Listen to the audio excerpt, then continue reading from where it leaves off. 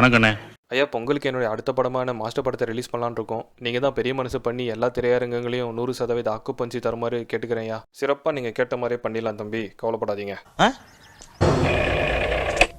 Hello, மத்திய அரசு திரையரங்குகளில் 100 விழுக்காடு பார்வையாளர்களை அனுமதிக்க கூடாது என்பது தமிழக அரசுக்கு மத்திய உள்துறை அமைச்சகத்தின் அறிவுறுத்தல். தளபதி விஜய் முதலமைச்சர் எடப்பாடி பழனிசாமி சந்திச்சு எல்லா திரையரங்குகளையும் 100% இருக்கைகள் தருமாறு வேண்டுகோள் விடுத்திருந்தாரு. அதுக்கேற்ற மாதிரி முதலமைச்சர் எடப்பாடி பழனிசாமி அவர்கள் அதை அதிகாரப்பூர்வமாக அறிவிச்சிருந்தாரு. அதை கேட்டதுக்கு அப்புறமா விஜய் ஃபேன்ஸோட ரியாக்ஷன்லாம் எப்படி இருந்துச்சுன்னா,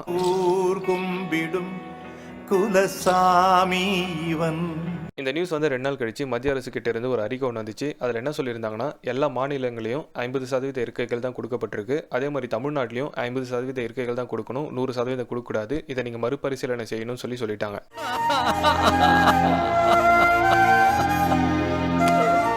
தமிழ்நாட்டிலேயே என்ன இப்போ போயிட்டு இருக்கு.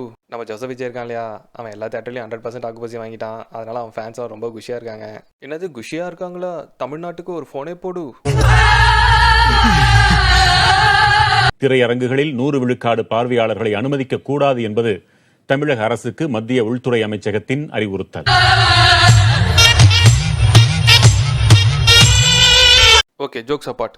100% இருக்கைகள் கொடுக்குறாங்கன்னு கேள்விப்பட்டதுக்கு அப்புறமும் எல்லா சைட்ல இருந்தும் எல்லா தரப்புல இருந்தும் பயங்கரமான எதிர்ப்புகள் கிளம்ப ஆரம்பிச்சது. முக்கியமாக மருத்துவத்துறையிலிருந்து அவங்களுடைய கேள்வி என்னவா இருந்துச்சுன்னா, இந்த கொரோனா காலகட்டத்தில் இந்த மாதிரி ஒரு அறிவிப்பு தேவையா அப்படின்னு சொல்லிட்டு மாநில அரசு கேள்வி கேட்டிருந்தாங்க.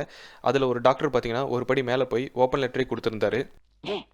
இதுக்காக இந்த குழந்தைக்கு என்ன தெரியும், இந்த பாப்பாவுக்கு என்ன தெரியும், இந்த தம்பிக்கு என்ன தெரியும்? தமிழகத்தில் திரையரங்குகளில் 100 விழுக்காடு இருக்கைக்கு அனுமதி வழங்கப்பட்டுள்ள நிலையில் இதனால் கொரோனா பரவல் அதிகரிக்க வாய்ப்பிருப்பதாக மருத்துவர்கள் எச்சரித்துள்ளனர். இந்த பிரச்சனையில தானாக ஆஜரானவர் தான் சவுக் சங்கர்.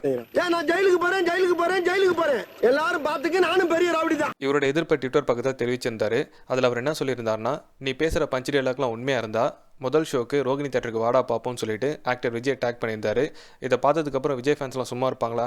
சாதாரண நேரத்தில் வண்டியாக கேட்பாங்க. இப்போ சொல்லவா வேணும்? வெளியில் போகிற ஓனான் எடுத்து வேட்டிக்குள்ளே விட்ட கதையா சவுக்கு சங்கர் தானாக ஆஜராகி விஜய் ஃபேன்ஸ் கிட்ட நல்லா வாங்கி கட்டிக்கிட்டாரு. அது மட்டும் இல்லாமல் நைட்டு ஃபுல்லாக விடிய அவர் ஃபோன் நம்பருக்கு மிஸ்டு கால் கொடுத்து மனுஷனை தூங்க விடாமல் விஜய் ஃபேன்ஸ் நல்லா அட்ராசிட்டி பண்ணிட்டு இருக்காங்க போல.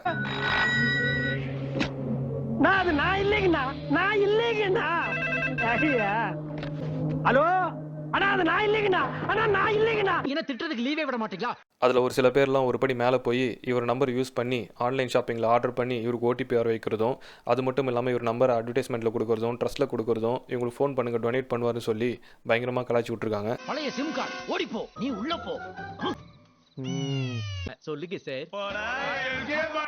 இதெல்லாம் பார்த்ததுக்கு அப்புறம் சவுக்கு சங்கர் இதுக்கு ஒரு எண்டே கிடையாதுன்னு சொல்லிட்டு ஆளை விடுங்கப்பா, எனக்கு வேற நிறைய வேலை இருக்குன்னு சொல்லிட்டு ஜகா வாங்கிட்டாரு. இந்த வீடியோ உங்களுக்கு பிடிச்சிருந்தா அழுத்துங்க, தட்டுங்க, தூக்குங்க.